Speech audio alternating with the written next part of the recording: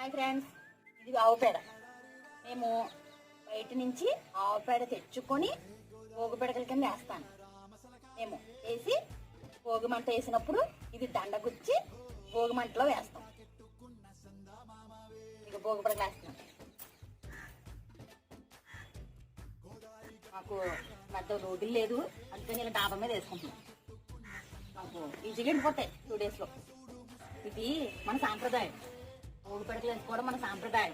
అది దండ గుచ్చి మన ఎత్తు దండ, నిలువెత్తు దండ భోగి పిడకలో భోగి మంటలో వేస్తే మనకి దిష్టి అంతా పోతుంది ఫ్రెండ్స్.